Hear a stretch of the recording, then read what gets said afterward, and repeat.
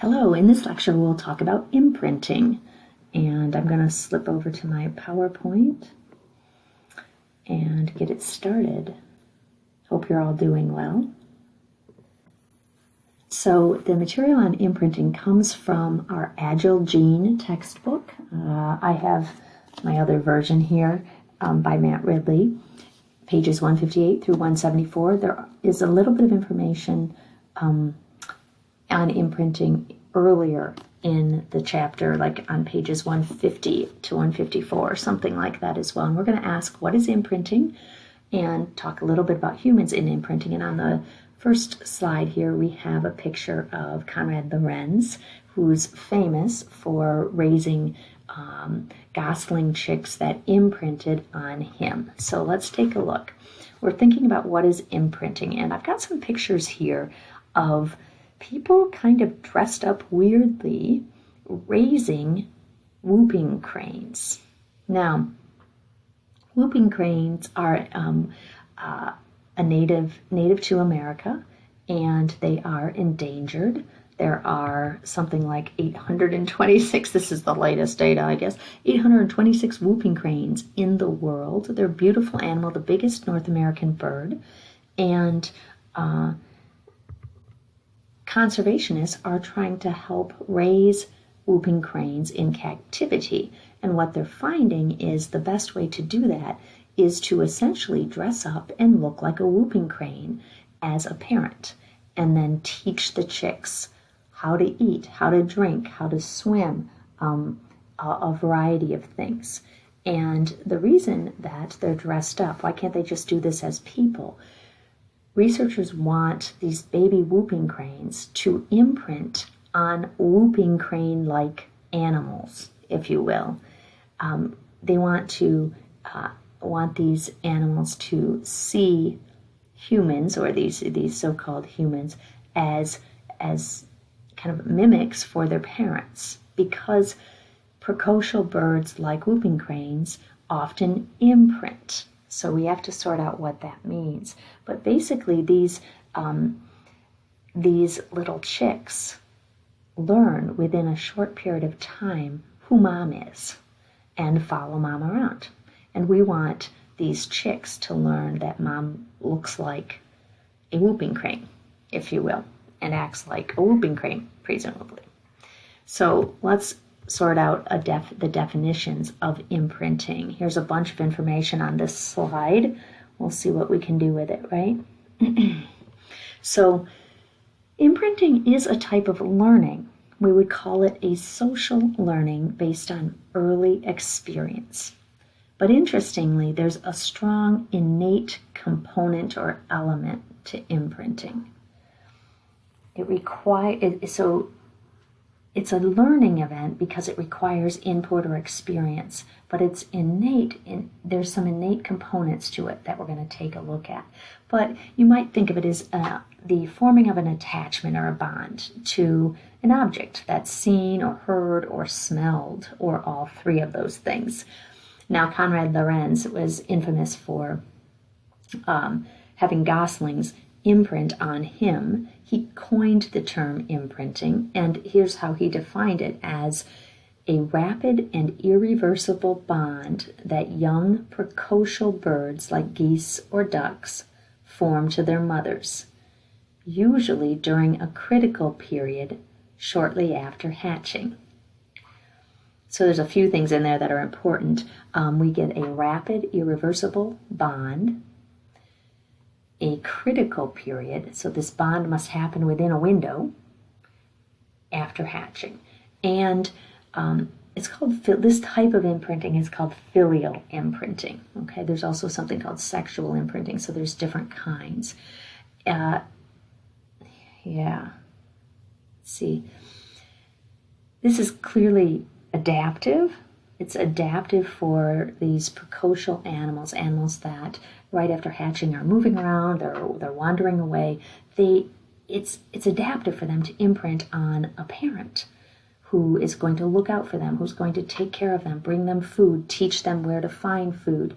It enhances survivorship of the young to learn who mom is, basically, or maybe to learn who are my close relatives, or who am I going to attach to later in a sexual contest? Who am I going to mate with? Who do I look for to find a mate? This imprinting happens early on. Now, there's kind of two things that are worth noting here.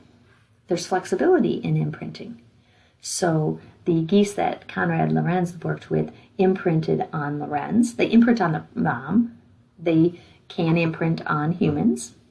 They could imprint on balls or balloons or cardboard boxes that had lights on them. So what they found was that there's some flexibility in how this bond forms or who this bond forms to. As some things that were important were movement in the in the imprinting, lights or sound were also kind of important. And yet there's some constraints on imprinting as well. There's a critical period for learning. In other words, the young can imprint only during a certain window of time. And once that window of time passes, they don't imprint, or they don't change their imprinting as well. So there's this irreversibility and a constraint on timing that's important. Okay. There's also another type of imprinting called sexual imprinting, and that is when individuals learn species-specific characteristics, and later that will help them find a mate. In fact, Lorenz's geese that imprinted on him tried to court humans as adults because that's the sexual imprinting that happened. Okay, so what happens during imprinting? What's going on in the brains of these animals? Well, it's hard to know exactly. A lot of people have studied this, though, and it's likely that as the animals are imprinting on stimuli that are this is rewarding to the animals. It causes their brain to release endorphins. The stimuli are likely their parents or moving objects or objects with sound or smells, things that trigger the reward center in the brain. Okay, let's give you an example of imprinting. Well, I just picked of some of the studies done with imprinting. I picked this example in zebra finches. Zebra finches are a very common pet bird, actually, but they've also been really well studied in behavioral research and in genetics. And these finches show what's called sexual imprinting. And so Voss studied mate choices in male and female zebra finches, exposed to different kinds of experiences as nestlings. So this is what Voss did. He allowed birds with albino plumage or all-white plumage to produce young first. When the nestlings were 8 days old, just before their eyes opened, he then painted the parent's bill different colors, either orange or red. And then he kept them colored for 7 weeks. Okay. Now, after the fledglings were exposed to these white parents with colored bills for 7 weeks, they were raised in isolation until they reached maturity. So they were kind of hanging out by themselves for like 10 weeks after this initial experience with these unusually colored moms and dads. Okay? Then they were given mate choice tests. All right, and here's what they basically did. Let's see if I can draw this. Yeah, I think I can. They basically stuck an animal in an environment and gave that animal 2 choices. So you either had a choice of one female or another female, and here's maybe our subject stuck in here, okay? So they were given a choice. They were allowed to spend time with a bird with an orange bill or a red bill, and what they found was kind of interesting. Male adult zebra finches now, but those were the ones that were raised with these unusual visual experiences, preferred to court birds who looked like mom.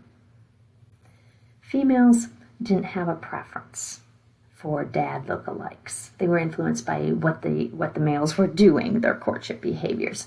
So this is kind of interesting. Early visual experience had a significant effect on male mate choices as adults. It had no effect on female mate choices as adults. So the male zebra finches were showing sexual imprinting, but the females weren't. Kind of an interesting example of sexual imprinting, how an early visual experience has an effect on the development of adult sexual behavior. So this is a social learning experience, and yet there's typically an innate component to it. Here's an interesting question. Why do you think filial imprinting is more important in precocial birds than in mammals? This is imprinting about your parents, learning to figure out who your parents are. Why is it more interesting in precocial birds? Are these animals like ducks and geese that basically are born ready to run around, and they're running around in a few minutes, right? Mammals, on the other hand, what do baby mammals do? They hang out in a nest, right?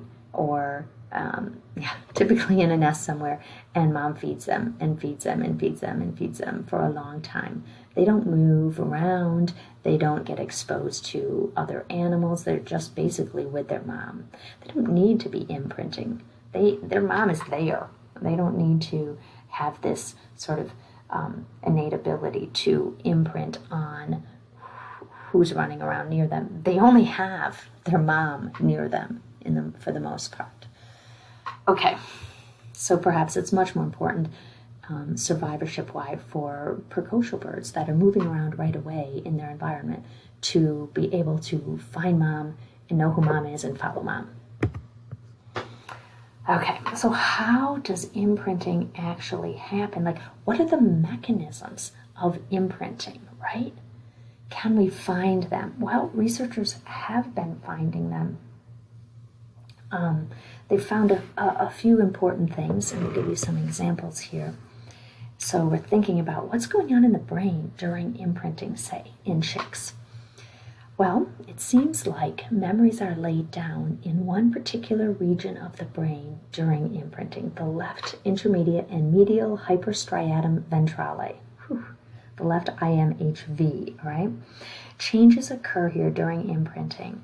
The changes occur in neuron shape and in neuron number and in connections, synapses that are made during this imprinting process.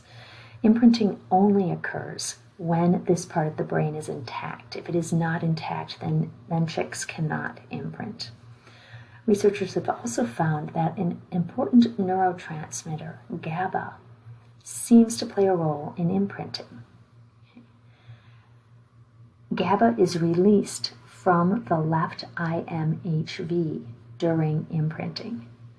And about 10 hours after imprinting has concluded, after that critical window of time in which imprinting can happen is over, about 10 hours after that, the GABA receptor gene turns off, and GABA has no more influence, essentially, on the process.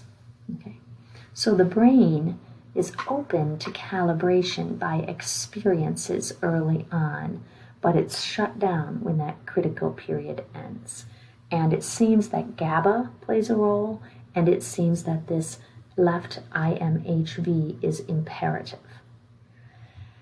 So here we get, I don't know why these are all numbered, 1111. That's interesting, I just saw that. Here we get the confounding effects of nature and nurture, right? We've got genes for GABA, for example, and we've got experience that the animals are, the early experiences of the animals are playing a role in who they imprint on. So we get this confounding effect. It's pretty cool. Matt Ridley focuses a little bit on imprinting in the development of the visual system in mammals, and how that's a process of, or that's the development of the visual system is determined by this imprinting process. Experience is important, but gene products are also important. So let's take a look and kind of outline the research that Matt Ridley talks about. And here my notes are a little messy, so I have to, okay, phew. Okay, so it turns out that during the development of vision, or the development of vision is dependent on imprinting. There is a critical period for the development of vision in both eyes, in monkeys, in cats, in mice, animals that have been studied. And what happens is the visual cortex has to, it's a part of the brain that helps with processing visual cues. It has to kind of be sorted into, I guess you would call them strips of neurons. So if you are looking at the visual cortex, there will be like strips or rows of neurons coming from information from the left side, left eye, from the right eye, from the left eye, from the right eye, etc. So you have input from both eyes to produce normal vision in an individual. Now, it turns out that experience with light is critical for the development of normal vision and for the development of this normal arrangement of neurons in the visual cortex. So animals that don't have any experience with light during this critical window early in their development, and that critical window varies depending on the animal. If you're talking a mouse versus a monkey, that window of time will be different. But if the animal doesn't have experience with light during that window of time, then the animal can't see. Okay, it can't see, and its visual cortex is a mess. Okay, so what researchers have discovered then is experience with light. Okay, so early imprinting then switches on a gene in the brain, and that gene in the brain is called the brain-derived neurotropic factor gene, and that gene produces a protein called brain-derived neurotropic factor. It's considered brain food, if you will, that nourishes neuronal development. And what that does is it facilitates the growth of neurons in the brain, in certain regions of the brain of the visual cortex. And that contributes to the development of the appropriate neuronal system in the visual cortex and the development of normal vision. Okay.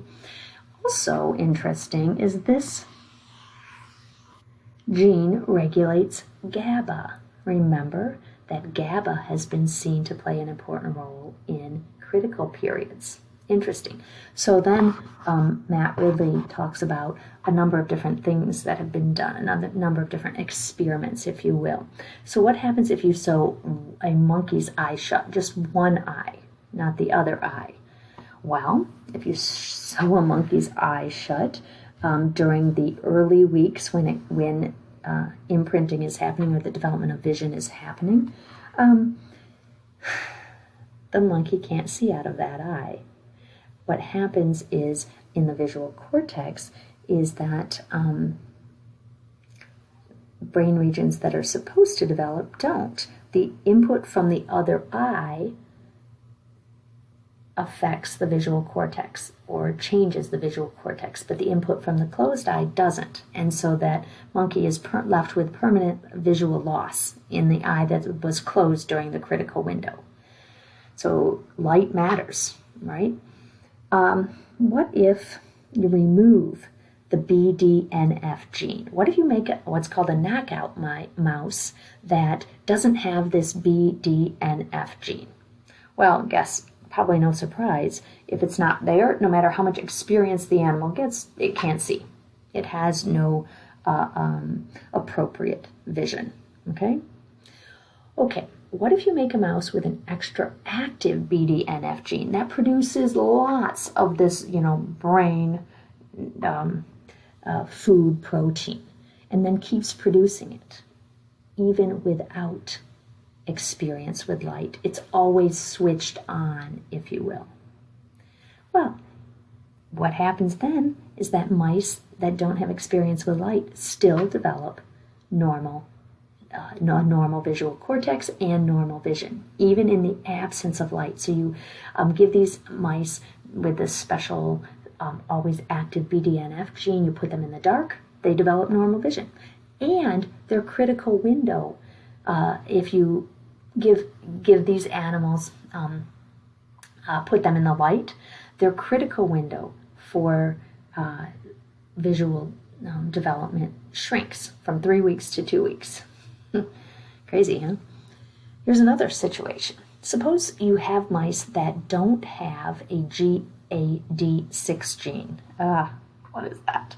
This gene provides instructions for GABA. So if you don't have GABA, basically, right? These animals also don't develop normal visual cortexes. So this GABA seems to play a role in the development of the normal visual cortex. What if you give these mice diazepam that mimics GABA? Well, then you see the visual cortex is sorted appropriately, and these animals have normal vision. Wow. So it seems that you've got the development of the visual system in mammals, at least in monkeys and mice and cats where it's been studied. The development of the visual system follows an imprinting type of procedure where experience is necessary to drive the normal development of the brain so that the animals can have normal vision. But the genes that are responsible for producing brain food or producing GABA or GABA receptors play a huge role in the normal development of the visual system as well.